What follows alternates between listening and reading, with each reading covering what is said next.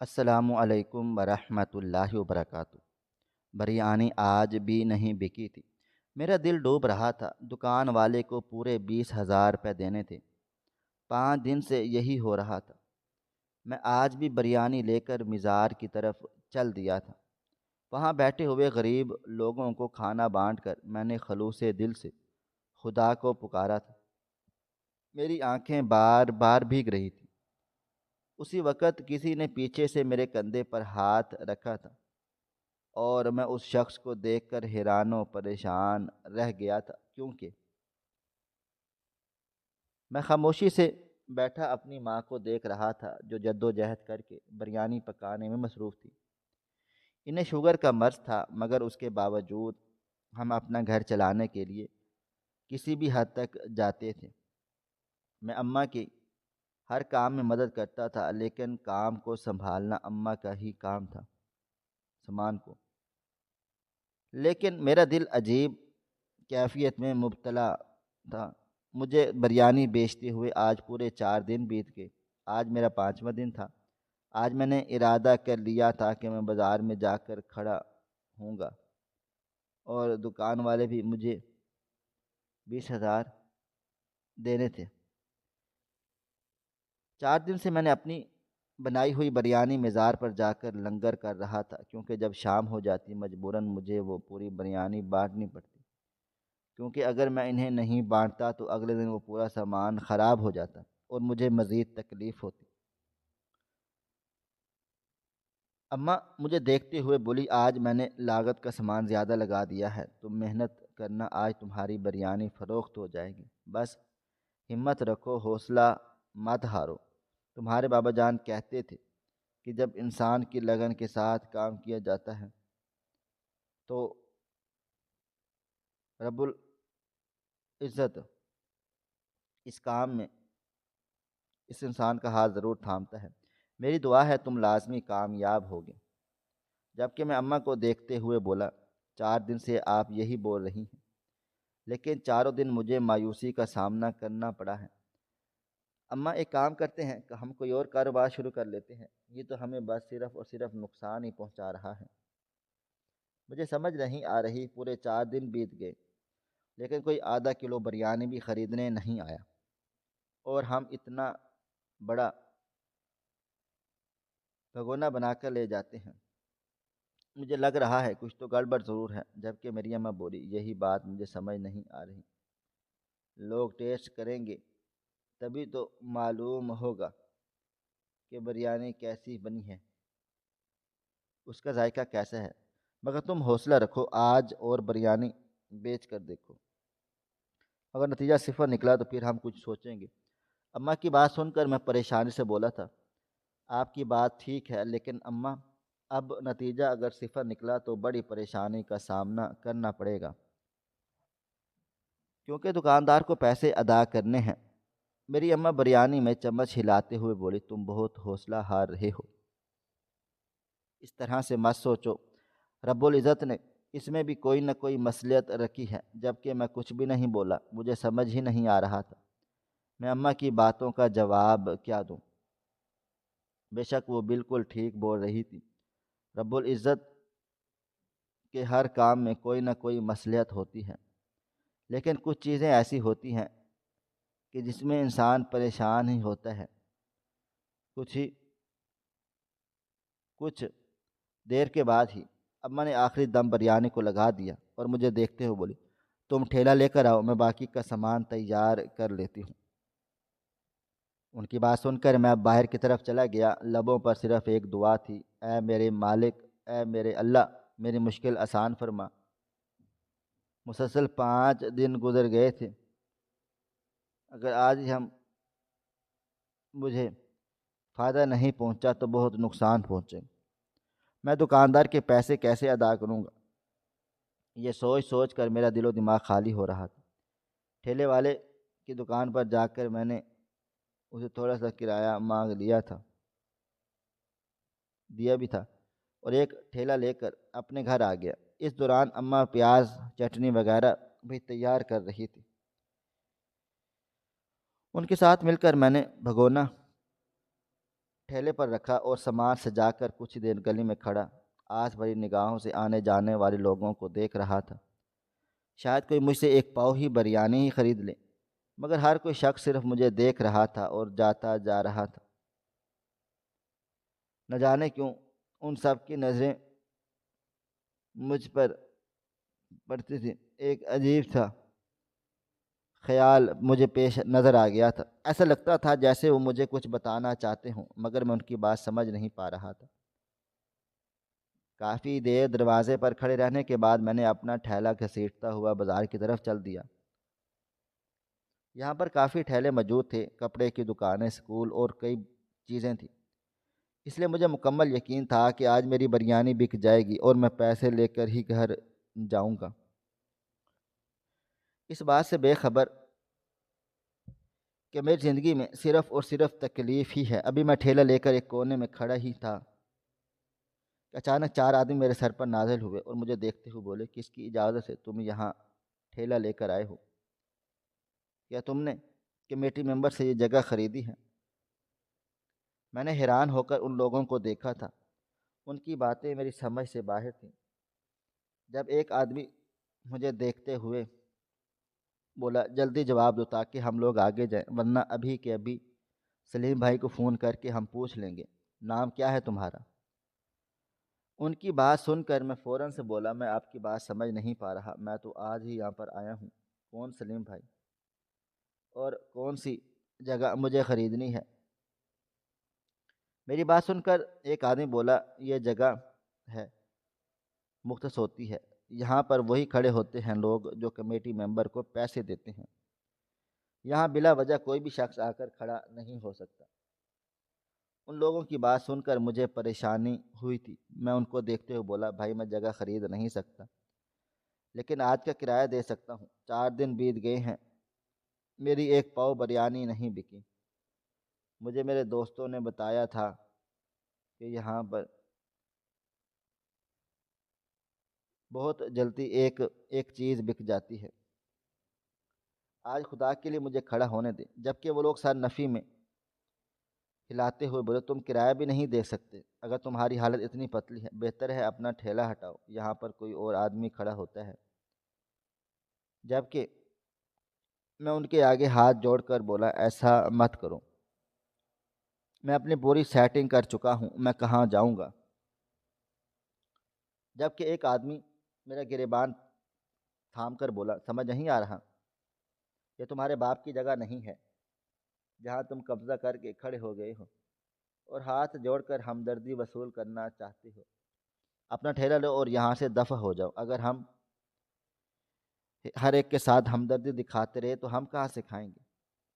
ان لوگوں کی باتیں سن کر میری آنکھوں میں آنسو آ گئے، لیکن میں ہمت کر کے بولا، اچھا کرایہ بتاؤ، اگر ادا کر سکا تو ضرور یہاں پر کھڑا ہو جاؤں گا، کیونکہ نظر آ رہا تھا کہ اگر میں اس بازار میں رہا تو یقیناً میری پوری بریانی بک جائے گی۔ جبکہ ایک آدمی مجھے دیکھتے ہوئے بولا، ایک دن کا کرایہ پورے 5,000 روپے ہے، کیا تم دے سکتے ہو؟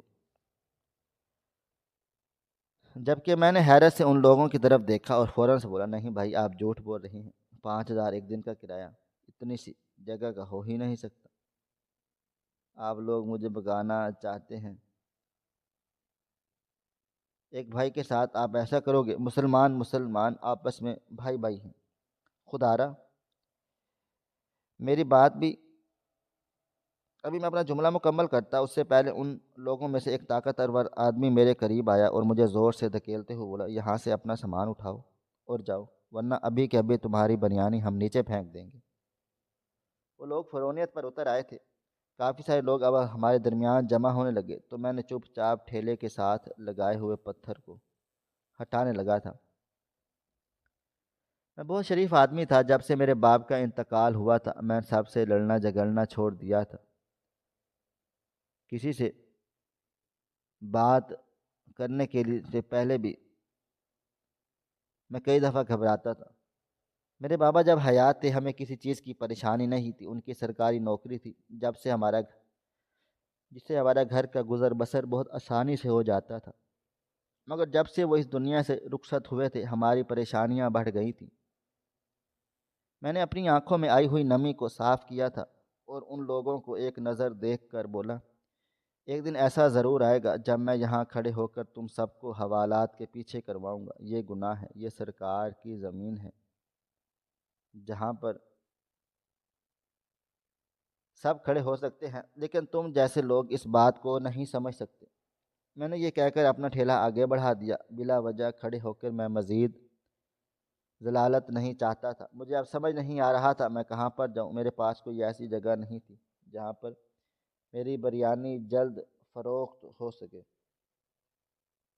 میں اب مارکیٹ کی طرف جانے کا ارادہ کیا تھا کہ لوگ شاپنگ کر کے یقیناً کچھ نہ کچھ کھاتے پیتے ضرور ہیں، لیکن ابھی مجھے ٹینشن ہو رہی تھی کہ کہیں مجھے وہاں سے بھگا نہیں دیا جائے۔ مگر خدا کا لاکھ شکر تھا کہ میں جب اپنا ٹھیلا وغیرہ درست کیا تو کوئی بھی شخص میرے قریب نہ آیا، اور میں دل ہی دل میں بس اللہ تعالیٰ کے نام کی تسبیح پڑھتا جا رہا تھا۔ میرے ہاتھ پاؤں اور میں دل ہی دل میں اللہ تعالیٰ سے دعائیں کر رہا تھا کہ اے میرے مالک، مجھ پر رحم کر، مجھ پر اپنا کرم نظر کر۔ تو نے کہا کہ تو ہر غریب کی مدد کرے گا، تو ہر اپنے بندے کو کھانا عطا کرے گا، کسی بھی شخص کو بھوکا نہیں سلائے گا۔ اے میرے مالک، اے میرے مولا، تو میری مدد فرما۔ میں اپنی مریض ماں کو تکلیف نہیں دینا چاہتا، میں تیرے آگے ہاتھ جوڑتا ہوں، تو اسے میں بھیک مانگتا ہوں۔ مگر وقت بیت رہا تھا لیکن کوئی بھی ہمارے قریب نہیں آ رہا تھا۔ دوسرے دکانداروں کو دیکھ کر میں نے آواز لگانا بھی شروع کر دی تھی۔ یہ کرتے ہوئے مجھے شرم بھی آ رہی تھی کیونکہ میں ایف ایس سی کا طالبت ہوں، لیکن کیا کرتا ہے، مجبوری انسان کو کچھ بھی کرنے پر مجبور کر دیتی ہے۔ کافی دیر گزر جانے کے بعد جب کوئی نہیں آیا تو ایک بار میں ٹھیلا لے کر آگے بڑھا تھا۔ کیا پتہ شروعات میں لوگ میری چیز پسند نہ کر رہے ہوں، مگر جب درمیان میں لگاؤں گا تو شاید کوئی خرید لے۔ لیکن نہ جانے کیوں میری زندگی میں عجیب وبال آ گیا تھا۔ کوئی مجھ سے ایک پاؤ بھی بریانی نہیں خرید رہا تھا۔ دوپہر کے 3 بج گئے تھے جبکہ میں دوپہر 11 بجے سے گھر سے نکلا تھا، لیکن میری بریانی بالکل بھی نہیں بکی تھی۔ مجھے اب بہت رونا آ رہا تھا۔ ایک وقت کے بعد میری آنکھوں سے آنسو بہنا شروع ہو گئے۔ میں نے تڑپ کر آسمان کی طرف دیکھا اور اللہ کو پکارتے ہوئے بولا، اے میرے مالک، میرے ساتھ ایسا کیوں ہو رہا ہے؟ کوئی تم مجھ سے بریانی لے لے، صرف ایک پاؤ لے لے۔ جب تک میری بریانی کا ذائقہ لوگوں کی زبان تک نہیں پہنچے گا، لوگوں کو کیسے پتہ چلے گا کہ میں ایک عمدہ بریانی بناتا ہوں؟ وقت اور تیزی سے گزر رہا تھا اور شام کے 5 بج گئے تھے۔ میں نے چاول کا ایک دانہ بھی اپنے حلق میں نہیں اتارا تھا۔ مجھے اتنی تکلیف ہو رہی تھی جس کی کوئی حد بھی نہیں تھی۔ میں مسلسل رو رہا تھا اور اپنا آپ سنبھال کر آوازیں بھی لگا رہا تھا، لیکن کوئی بھی شخص میرے ٹھیلے پر نہیں آ رہا تھا۔ تھک ہار کر میں اب زمین پر بیٹھ گیا اور اندر ہی اندر اپنے رب سے دعا مانگنے لگا کہ اے میرے مالک، اتنی آزمائش مجھ پر نہیں ڈال، میں یتیم ہوں، تو یتیموں کے کام سنبھال لیتا ہے، پھر میرے ساتھ ایسا کیوں ہو رہا ہے؟ میں نے ایسی کون سی خطا کی ہے جو لوگ مجھ سے کچھ خریدنا ہی نہیں چاہتے؟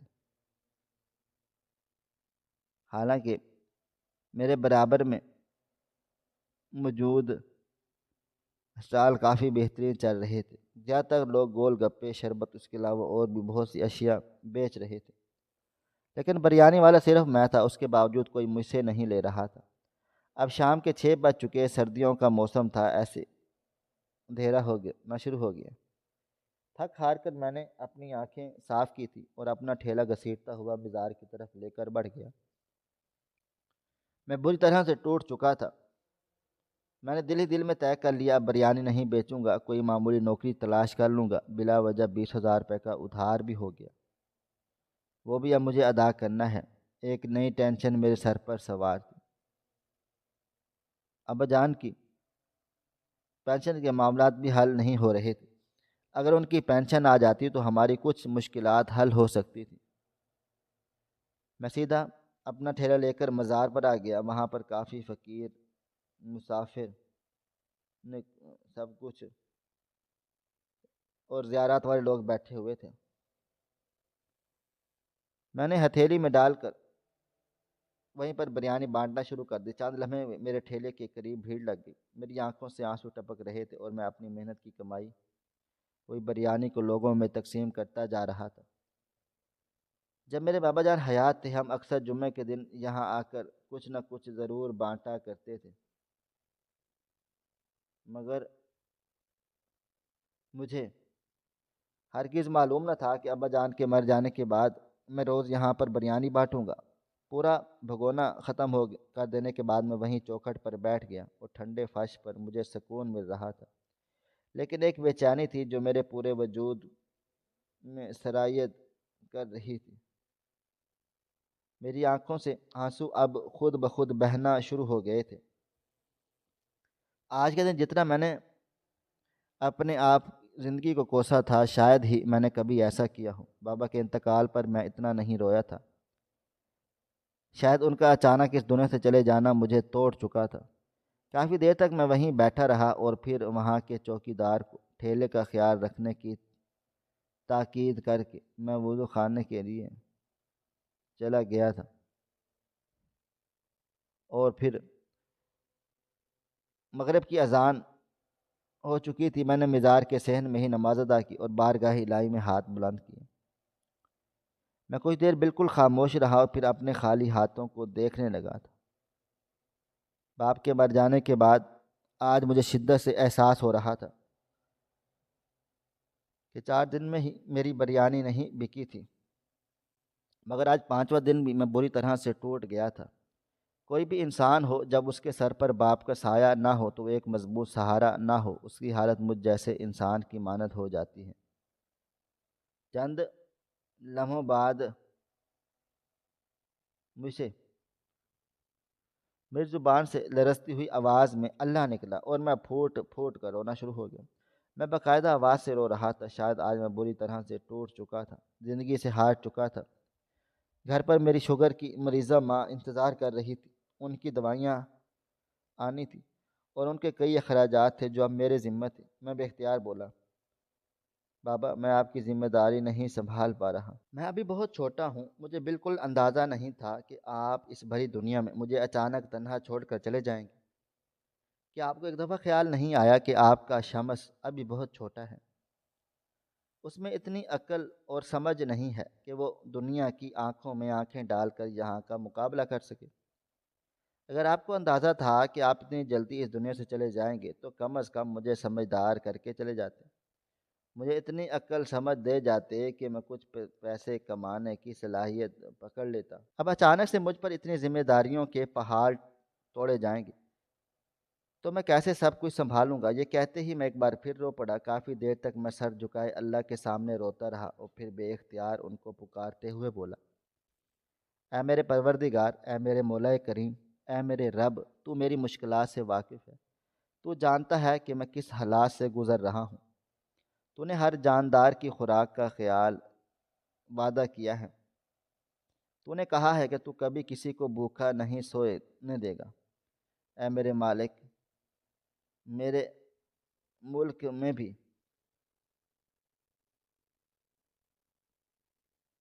میرے پیٹ میں کچھ بھی نہیں گیا ہے، صرف اس لیے کہ میرے سر پر ذمہ داریوں کے بوجھ ہیں۔ مجھے اب دکاندار کو 20,000 روپے دینے ہیں، گھر میں راشن ڈالنا ہے، اماں کی دوائیاں لانی ہیں، بجلی کا بل بھرنا ہے، گیس کا بل ادا کرنا ہے۔ میں یہ سب کچھ کیسے کروں گا؟ اگر میری بریانی کو کوئی خریدے گا نہیں تو میں کس طرح سے آگے بڑھوں گا؟ میرے پاس زیادہ تعلیم بھی نہیں ہے۔ اگر تجھے میرے باپ کو مجھ سے چھیننا تھا تو کم از کم مجھے اتنا بڑا تو ہونے دیتا کہ میں دنیا کو سمجھ لیتا۔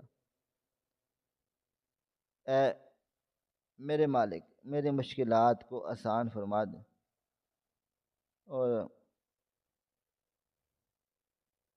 مشکلات کو آسان کر۔ اب میں تھک ہار چکا ہوں، میں تجھ سے شکوہ نہیں کر رہا، میں صرف تجھ سے التجا کر رہا ہوں کہ تو آسانی پیدا کر دے۔ یہ کہہ کر میں خاموش ہو گیا اور وہاں موجود ہستی پر فاتحہ پڑھ کر اپنے چہرے پر ہاتھ پھیر کر کھڑا ہو گیا۔ ارادہ اب گھر جانے کا تھا کیونکہ اماں انتظار میں ہوں گی، ان کی ایک بار پھر سے امید ٹوٹنے والی تھی۔ مگر سچ چھپانے سے بہتر تھا انسان جھوٹ بول کر ایک دفعہ دل توڑ دے، کیونکہ سچ چھپا کر آپ ساری زندگی اگلے کو تکلیفیں دیتے رہتے ہیں۔ میں اپنی جگہ سے کھڑا ہو گیا تھا، اس بلند گنبد کو میں نے غور سے دیکھ رہا تھا۔ اللہ کی شان بہت نرالی ہوتی ہے۔ میرے دل و دماغ میں صرف ایک بات چل رہی تھی۔ ابھی میں پلٹتا جب اچانک کسی کا ہاتھ میرے کندھے پر آیا تھا، میں بے اختیار پلٹا۔ سامنے کھڑے ہوئے شخص کو دیکھ میں چند لمحے کچھ بول نہ پایا تھا۔ میں کچھ کہتا اس سے پہلے وہ بولے، کل صبح 8 بجے تم اس جگہ آ جانا، تمہاری ہر مشکلات حل ہو جائیں گی۔ بابا جان کی پینشن کا مسئلہ بھی حل ہو جائے گا اور تمہاری نوکری بھی لگ جائے گی، پڑھائی بھی ساتھ ساتھ کرتے رہنا۔ امی کا خیال رکھو۔ اور ہاں، یہ کہتے انہوں نے اپنی جیب سے ایک لفافہ نکالا اور میری طرف بڑھاتے ہوئے بولے، دکاندار پر اس کا ادھار واپس کر دینا، اور جاتے ہوئے اپنی ماں کے لیے دوائیاں لے جانا، اور خبردار جو میرا نام گھر جا کر لیا۔ میری بات سمجھ رہے ہو؟ جبکہ میں کچھ کہتا اس سے پہلے ہی وہ بولے، اب میں جا رہا ہوں، کل جب تم آؤ گے ہم تب ہی ملاقات کر کے ہر معاملات سیٹ کریں گے۔ تمہاری تنخواہ اتنی ضرور کروا دوں گا کہ تم آرام سے سکون سے ہر مشکلات تمہاری حل ہو جائیں گی۔ یہ کہتے اس نے میرا کندھا ہلکا سا تھپ تھپا دیا اور میری آنکھوں کے سامنے بھیڑ میں گم ہو گئے، جبکہ میں ایسا ہو گیا جیسے کاٹو تو بدن میں لہو نہیں۔ میں اس انسان کے سامنے کچھ بول کیوں نہیں پایا تھا؟ میں بالکل پتھر کیوں بن گیا تھا؟ یہ بات مجھے بالکل بھی سمجھ نہیں آ رہی تھی۔ میں جب ہاتھ میں موجود لفافہ کھولا تو اندر کئی ہزار کے نوٹ تھے، یقیناً ان کی تعداد 50,000 روپے تھی۔ میں ابھی فی الحال یہاں ان پیسوں کو کاؤنٹ نہیں کر سکتا تھا۔ یہ ایک پبلک پلیس تھا، یہاں پر کچھ بھی ہو سکتا تھا۔ اس لیے میں فوراً اپنی جیب سے میں پیسے ڈال کر باہر آیا۔ چوکیدار میرے ٹھیلے کے قریب ہی کھڑا تھا۔ اس کا شکریہ ادا کر کے میں ٹھیلا لیا اور اپنے گھر کی طرف روانہ ہو گیا۔ اور راستے میں دل میں عجیب و غریب بھگدڑ مچی تھی۔ اگر ماں کو میں نے اس آدمی کا بتا دیا تو سب کچھ تباہ ہو جائے گا، لیکن میں ان سے کیسے چھپا سکتا تھا؟ پوری کہانی ان سے ہی تو جڑتی تھی۔ مگر فی الحال مجھے اپنی زبان پر ہر قیمت پر بند رکھنی تھی۔ ایک لمبی مسافت طے کر کے میں گھر داخل ہوا تو راستے میں نے ٹھیلا دکاندار کو واپس کر دیا، پیسے میں نے ادھار والے کو بھی دے دیے اور دکان سے دوائیاں خرید لیں۔ اس کے باوجود لفافے میں کافی سارے پیسے موجود تھے۔ میں گھر میں داخل ہوا تو میری اماں برآمدے میں میرا ہی انتظار کر رہی تھی۔ وہ مجھے دیکھتے ہی فوراً سے کھڑی ہو گئی۔ ہاتھ میں دوائیوں کو دیکھ اور ان کے چہرے پر حقیقی خوشی نظر آ رہی تھی۔ وہ لڑکھڑاتے قدموں سے میرے قریب آئی تھی اور میرا ماتھا چومتے ہوئے بولی، تمہاری بریانی آج فروخت ہو گئی نا؟ مجھے معلوم تھا اللہ بہت مہربان ہے، میں نے بہت محنت کی تھی، مجھے یقین تھا کہ آج کی بریانی کسی بھی قیمت پر ہی بک جائے گی۔ میں نے فیصلہ لے لیا ہے کہ اب اس گھر میں تمہیں 2 بھگونے بنا کر دیا کروں گی، تم دونوں بیچنا، ہماری آمدنی اس طرح سے بڑھ جائے گی۔ جبکہ میں اماں کو دیکھتے ہوئے بولا، فی الحال آپ مجھے کھانا دے دیں، یہ آپ کی دوائیاں ہیں، پہلے آپ ایسا کریں دوائی لے لیں، اس کے بعد مجھے کھانا دیں۔ جبکہ میری اماں مجھے دیکھتے ہوئے بولی، کیوں بھگونے میں اتنی بریانی بھی نہیں بچی کہ تم کھا لو؟ میں نے سر نفی میں ہلا دیا، جبکہ وہ مجھے دیکھتے ہوئے بولی، شمس میں نے گھر میں کچھ بھی نہیں بنایا، آٹا ختم ہو چکا ہے، سالن کے پیسے نہیں بچے، اب تم باہر سے کچھ لے آؤ۔ جبکہ میں بے چین ہو کر بولا، کیا مطلب آپ نے کچھ نہیں کھایا؟ وہ سر نفی میں ہلاتے ہوئے بولی، بس ایک کپ چائے پی تھی، مگر کوئی بات نہیں، مجھے اتنی خاص بھوک نہیں ہے۔ اور اماں کا معصوم چہرہ دیکھ کر میرا دل ایک بار پھر سے رو پڑا تھا، لیکن میں نے خود کو سنبھالا اور ان کو دیکھتے ہوئے بولا، اچھا آپ بیٹھ جائیں، میں باہر سے کچھ لے کر آتا ہوں، فی الحال آپ کوئی دوائی نہیں لینا، خالی پیٹ آپ کو ری ایکشن ہو جائے گا۔ جبکہ بولی، ہاں ہاں تم کچھ لے آؤ، دہاڑی کیسے بنی؟ اور جبکہ میں فوراً سے بولی، ہاں ہاں تم کچھ لے آؤ، دہاڑی کیسی ہے؟ میرے بچے کی پہلی کمائی ہے۔ جب کہ میں ان کو دیکھتے ہوئے بولا ہاں ہاں میں آپ سے آ کر بات کرتا ہوں۔ یہ کہتے ہی میں فوراً سے باہر آیا، حلیم کی دکان سے ایک تھیلی حلیم، 4 روٹیاں لیں اور امی کے لیے دودھ بھی لے لیا۔ وہ دن بدن بہت کمزور ہو رہی تھی۔ ابا کی موت کے بعد وہ بالکل ہی ڈھل گئی تھی، جس کی وجہ سے میں ہر وقت پریشان رہتا۔ ماں کا خیال میرے دل و دماغ پر ہر لمحہ سوار رہتا۔ میں گھر میں داخل ہوا تو اماں میرے انتظار میں پلیٹ وغیرہ لے کر بیٹھی تھی۔ میں نے کھانا ان کو دیا اور ان کے ہاتھ منہ دھو کر ان کے پاس بیٹھ گیا، جبکہ وہ مجھے دیکھتے ہوئے بولی اب بتاؤ کیا آمدنی ہوئی اور کس حساب سے تم نے بریانی بیچی؟ جبکہ میں ان کو دیکھتے ہوئے بولا ماں اچھے پیسوں میں بیچی ہے، اب بالکل بھی اللہ خیر کرے گا۔ اب تم ٹھیک بول رہی تھی، آج بریانی بہت مزیدار بنی تھی۔ جو بھی کھا رہا تھا تعریفیں کر رہا تھا۔ نمو سے بے اختیار آج پہلی بار اماں کے سامنے جھوٹ نکلا تھا۔ میں چاہ کر بھی اس انسان کا نام اماں کے سامنے نہیں لے پایا، جبکہ وہ فوراً سے بولی اچھا ہے کام کرو، جو بھی پیسہ بنا ہے تو مجھے دے دو، میں پھر تھوڑے تھوڑے پیسے تمہیں سامان کے دے دوں گی اور کچھ پیسے ہم اس ادھار کے لیے نکال لیں گے۔ اس طرح سے وہ ادھار بھی اتر جائے گا اور تمہارے لیے بھی آسانی ہو جائے گی۔ اچھا، مگر جبکہ میں اماں کو دیکھتے ہوئے بولا نہیں اماں، میں اس کام میں مزید مزیدار ہی نہیں ہے۔ ایک دن بک گئی تو اس کا مطلب ہرگز یہ نہیں کہ ہر روز فروخت ہوگی۔ مجھے بازار میں بھی کھڑے ہونے کی اجازت نہیں ملی۔ دراصل آج ٹھیلے پر ایک آدمی آیا تھا، اس نے مجھے نوکری کی آفر کی ہے، کافی اچھی ہے، پیسے بھی ہیں اور کافی رئیس آدمی ہے۔ اس نے بابا جان کی بابا سن کر مجھ سے وعدہ کیا ہے کہ وہ ان کی پینشن کا انتظام بھی کرے گا اور کافی اثر رسوخ والا تھا، جبکہ میری اماں فوراً سے بولی تم ہرگز نہیں جاؤ گے۔ ایسے لوگ تم جیسے جوان بچوں کو گھیرتے ہیں اور پھر ان کا گردہ وغیرہ نکال کر بیچ دیتے ہیں۔ خبردار جو تم نے کسی بھی قسم کے انسان سے رابطہ کرنے کی کوشش کی، میرے پاس اب تمہارے علاوہ اور کوئی سہارا نہیں، خدا را میرے حال پر رحم کرو، مجھے اذیت مت دو۔ جبکہ میں ان کی بات سن کر بولا ہاں میں آپ کی بات سمجھ رہا ہوں، لیکن وہ بھروسے مند آدمی ہے، وہاں کی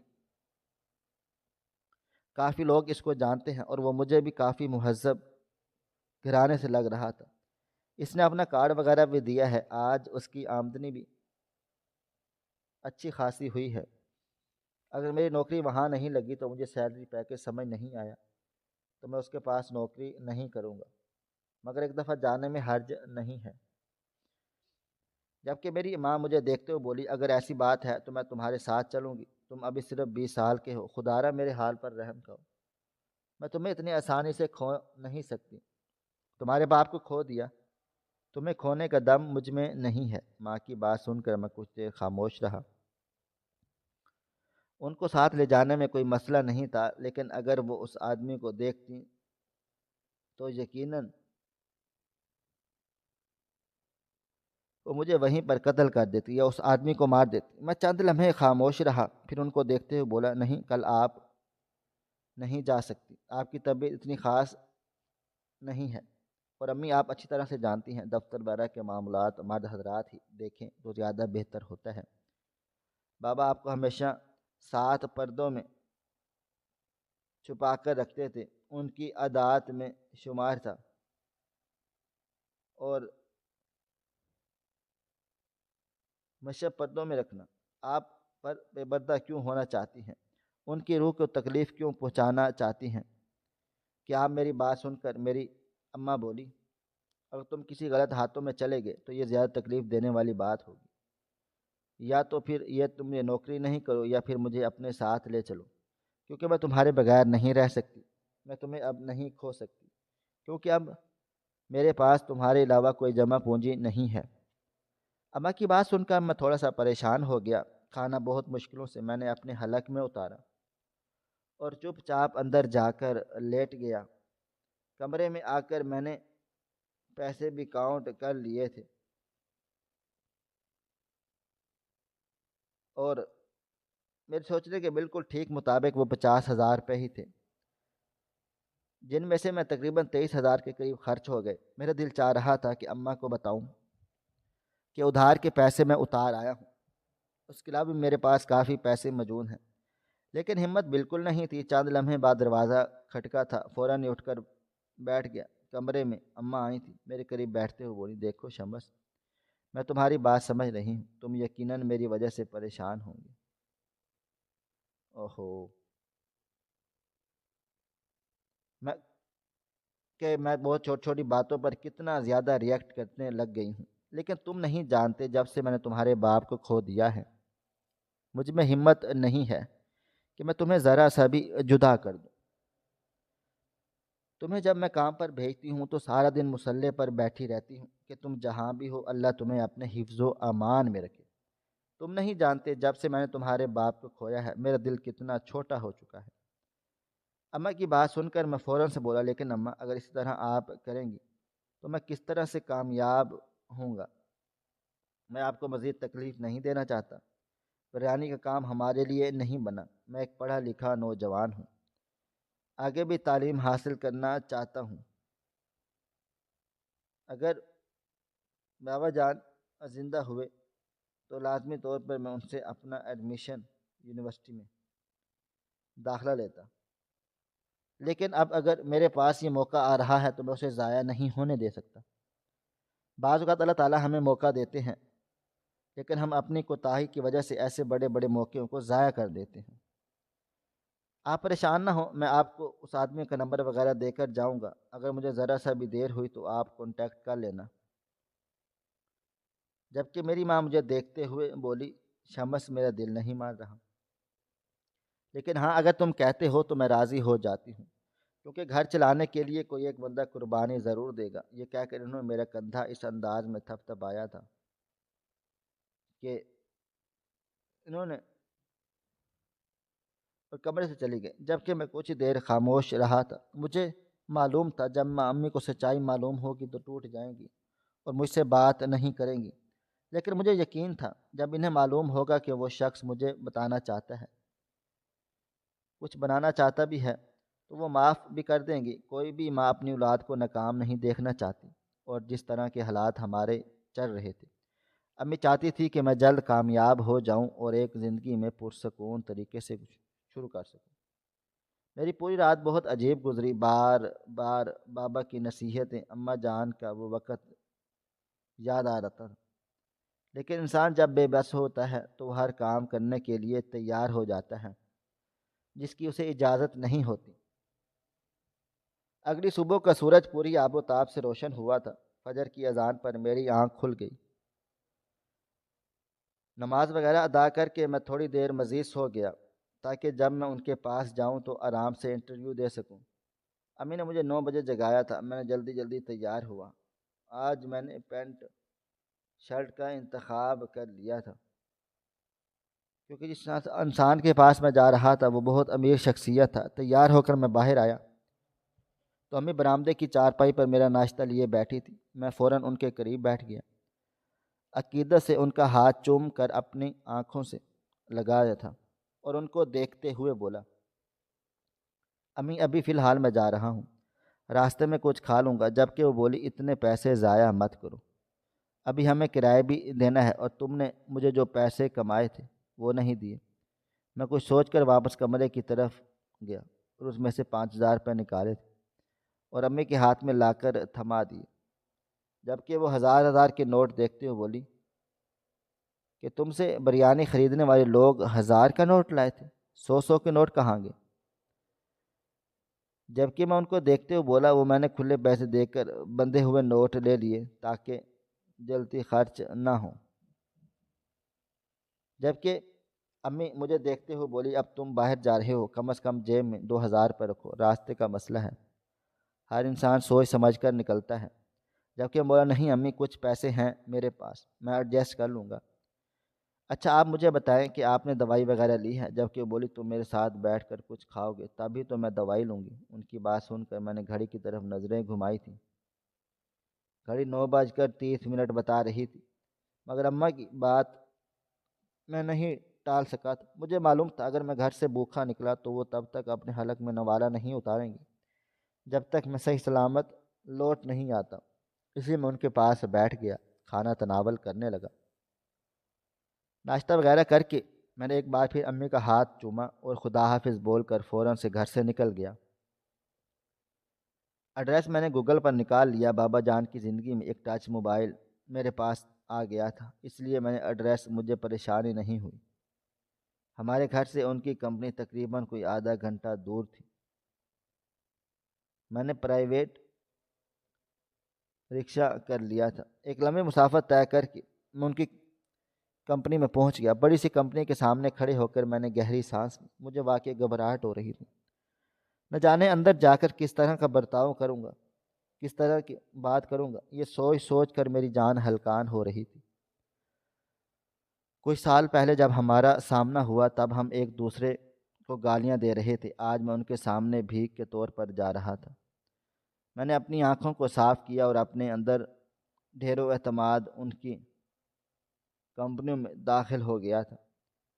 جیسے ہی مین انٹرسٹ پر پہنچا، وہاں بیٹھی ہوئی خوبصورت لڑکی مجھے دیکھتے ہوئے بولی، آپ کا نام شمس ہے؟ میں نے سر ہاں میں ہلایا۔ وہ مجھے دیکھتے ہوئے بولی، آپ الٹے ہاتھ پر جائیں، سامنے ہی لفٹ ہوگی، سیدھا آپ 3rd فلور پر چلے جائیں، آپ کو ہمارے مینیجر سر قاسم صاحب کے پاس لے جائیں گے۔ میں نے سر ہاں میں ہلایا اور الٹے ہاتھ کی طرف بڑھ گیا تھا۔ دماغ میں عجیب عجیب خیالات آ رہے تھے۔ نہ میں نے اپنا نام بتایا، نہ تعارف کروایا۔ میرا نام پہلے ان لوگوں کو کیسے پتہ چلا؟ مگر فی الحال میں نے زیادہ دھیان نہ دیا۔ لفٹ میں سوار ہو کر میں 3rd فلور پر پہنچ گیا۔ اس لڑکی کے کہنے پر بالکل ٹھیک مطابق سامنے مینیجر صاحب کھڑے تھے۔ انہوں نے مجھ سے وہی سوال کیا جو نیچے موجود لڑکی نے کیا تھا، اور مجھے لیے سیدھا قاسم سر کی طرف بڑھے۔ دل میں عجیب سی بھگدڑ مچی تھی۔ امی کی روئی روئی آنکھیں، بابا کا غصے سے بھرا چہرہ، اور امی کی روئی آنکھیں ہوئی تھیں، بار بار میری آنکھوں کے سامنے آ رہا تھا۔ جو قدم میں اٹھا رہا ہوں یہ کیا میرے لیے درست ہے؟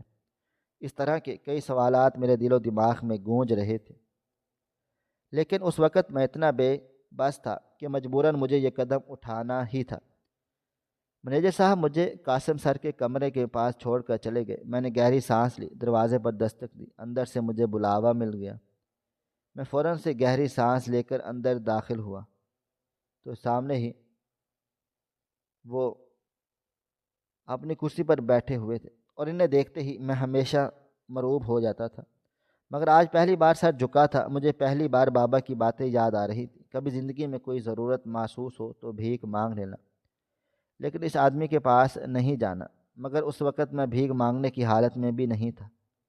میں قدم بہ قدم چلتا ہوا ان کے پاس جا پہنچا تو اچانک وہ اپنی کرسی چھوڑ کر کھڑے ہو گئے اور میرے قریب آ کر بے اختیار انہوں نے مجھے گلے سے لگا لیا۔ میرا کندھا تھپ تھپا کر بولے، تمہارے بابا جان کے انتقال کا مجھے بہت افسوس ہے۔ میں اگر پاکستان میں ہوتا تو لازمی جنازے میں شرکت کرتا۔ تمہاری امی کیسی ہے؟ جبکہ میں ان کو دیکھتے ہوئے بولا، بہت بیمار رہتی ہیں۔ بابا جان کے انتقال کے بعد ان کی شوگر کافی بڑھ گئی، حالات بہت پیچیدہ ہو چکے، میری پڑھائی چھوٹ گئی، اور ہمارے گھر کے حالات کچھ اچھے نہیں ہیں۔ اگر آپ مجھے اچھی کوئی نوکری میں بھی، ابھی میں جملہ مکمل کرتے سے پہلے بولے، تمہیں نوکری مل چکی ہے، تم میرے ہی آفس میں کام کرو گے، میرے رائٹ ہینڈ بن کر، اور مجھے بہت خوشی ہوگی۔ تمہیں مہینے کے 1.5 لاکھ روپے تنخواہ دوں گا، اور تمہارے بابا کی پینشن کی میں نے بات کر لی ہے۔ اگلے مہینے سے تمہیں تمہارے بابا کی پینشن مل جائے کرے گی۔ اگر اس کے علاوہ کوئی اور مسئلہ ہے تو مجھے بتاؤ، میں تمہارا مسئلہ حل کر دوں گا۔ جبکہ میں نے ان کی بات سن کر بولا، بابا نے زندگی میں آپ کو خوب کوسا ہے، خوب گالیاں دی ہیں۔ آخری بار جب آپ ہمارے دروازے پر آئے تھے تو تب تو امی نے بھی آپ کو بہت سنایا تھا، پھر آپ میری مدد کیوں کر رہے ہیں؟ اگر امی کو پتہ چلا تو وہ بہت خفا ہو جائیں گی، اور آپ مجھے کسی اور جگہ پر نوکری نہیں دے سکتے؟ جبکہ مجھے دیکھتے ہوئے بولے، تمہیں نوکری کہیں اور بھی دلا سکتا ہوں، لیکن جو سہولتیں تمہیں میں خود دوں گا وہ کوئی اور نہیں دے سکتا۔ اور رہی بات تمہاری مدد کرنے کی، تو وہ تمہاری ماں سے میرا ایک وقت تک رشتہ رہا ہے اور اس رشتے کا مجھے بہت حساس ہے۔ میں اس کو دیکھتے ہوئے بولا، لیکن امی نے تو آپ کو چھوڑ دیا تھا، آپ نے امی کو دھوکہ دیا تھا۔ لیکن آپ جب راہ راست پر آئے تب امی نے آپ کو دھوکہ دے چکی تھی۔ اس کے باوجود وہ مجھے دیکھتے ہوئے بولے، جب انسان اپنی غلطیوں کا احساس ہوتا ہے تب اسے سامنے والے کی غلطی نظر نہیں آتی۔ تمہاری ماں نے ٹھیک وقت پر درست فیصلہ لیا تھا، میں اس کے قابل ہی نہیں تھا، میں نے اس معصوم کی زندگی کو تباہ کر دیا۔ لیکن خدا کی قسم، میں نے تمہارے باپ کو کار ایکسیڈنٹ نہیں کروایا۔ مجھے پتہ چلا تمہاری ماں مجھ پر شک کرتی ہیں، جبکہ میں بے اختیار بولا، آپ کو کیسے پتہ؟ چند لمحے وہ خاموش رہے اور پھر مجھے دیکھتے ہوئے بولے، جن سے محبت ہوتی ہے ان کی معلومات بھی رکھی جاتی ہیں۔ میں بہت شرمندہ ہوں تمہاری سامنے تمہاری ماں کے لیے ایسے الفاظ ادا کر رہا ہوں۔ لیکن وہ ابھی اپنا جملہ مکمل کرتے اس سے پہلے ہی میں بولا، نہیں، جب آپ سے ہمارا کوئی رشتہ نہیں تھا میں تب بھی بابا کو یہی سمجھاتا تھا، محبت کرنا گناہ نہیں ہے۔ جب آپ امی کی زندگی میں داخل ہوئے بابا کی کوئی اہمیت نہیں تھی، لیکن جب بابا امی کی زندگی میں داخل ہوئے تب آپ کی کوئی اہمیت نہیں رہی۔ اس میں کوئی غلط بات نہیں ہے۔ میری بات سن کر وہ میرا کندھا تھپ تھپا کر بولے، اب تم مجھے یہ بتاؤ کہ تم میرے پاس کام کرو گے یا کہیں اور؟ میں سر نفی میں ہلا کر بولا، 1.5 لاکھ تنخواہ نہ ہو، آپ جیسی سہولیات نہ ہوں، مگر جیسے آپ کے پاس کام نہیں کر سکتا۔ قاسم سر، مجھے کہیں اور نوکری دلا دے، میں آپ کا ہمیشہ شکر گزار رہوں گا۔ مجھے آگے پڑھائی جاری رکھنی ہے، میری شادی ہوگی، امی کی بیماری، آپ سب کچھ میرے سر پر ہے۔ اس کے باوجود میں اپنی ماں کو مایوس نہیں کرنا چاہتا۔ ہاں، بس آپ سے ایک فیور چاہتا ہوں کہ آپ مجھے نوکری دلا دیں، یہ ساری زندگی میں آپ کا احسان مند رہوں گا۔ میری بات سن کر وہ کچھ دیر خاموش رہے اور پھر سر جھکا کر بولے، تم ٹھیک بول رہے ہو، میں تمہاری زندگی میں ایک ایسا بھی بدلاؤ لے آؤں گا، لیکن تمہاری ماں کا نقصان کبھی پورا نہیں کر سکتا۔ میری وجہ سے اس نے اپنا باپ کھو دیا، میں آخری موقع پر نہیں پہنچا، اس کی بیوی کی پوری زندگی برباد ہو گئی۔ اگر تمہارے بابا بر وقت ان کا ہاتھ نہیں تھام تو ساری زندگی سڑکوں پر بھیک مانگ کر گزارتے اور پھر کچھ بھی نہیں کر پاتا۔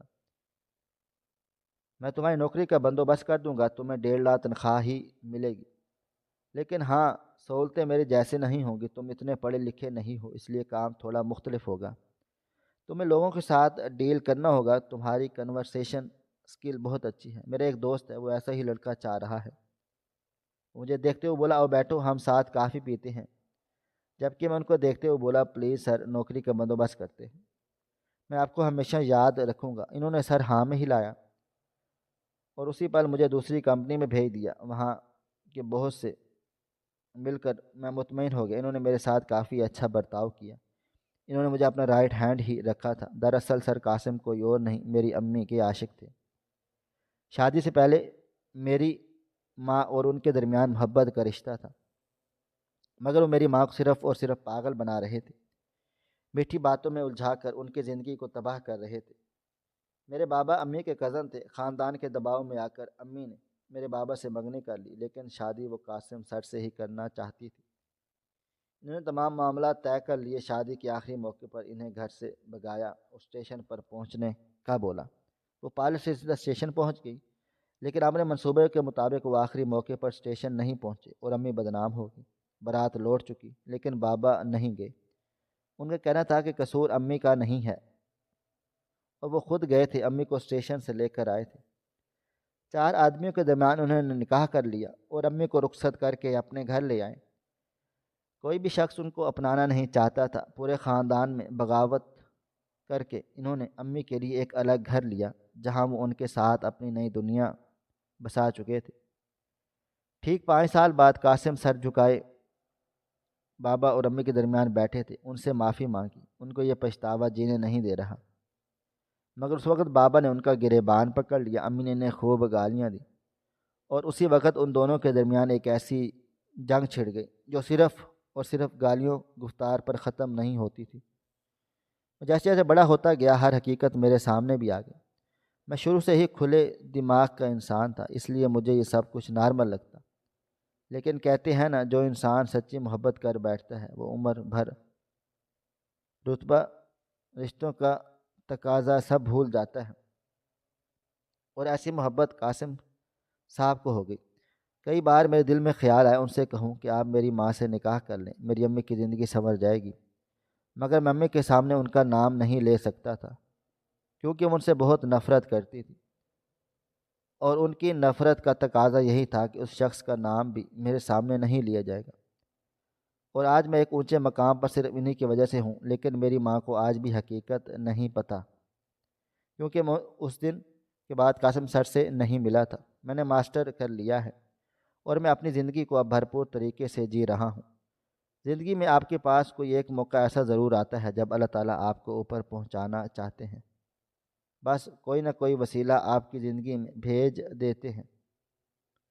انسان کو اس موقع سے فائدہ ضرور اٹھانا چاہیے، کیونکہ رب العزت ہر بار انسان کو موقع نہیں دیتے۔ ہماری آج کی یہ کہانی آپ کو کیسی لگی؟ کومنٹ باکس میں اپنی رائے کا اظہار ضرور کریں، اور ہمارے چینل کو سبسکرائب ضرور کر لیں۔ شکریہ، اللہ حافظ۔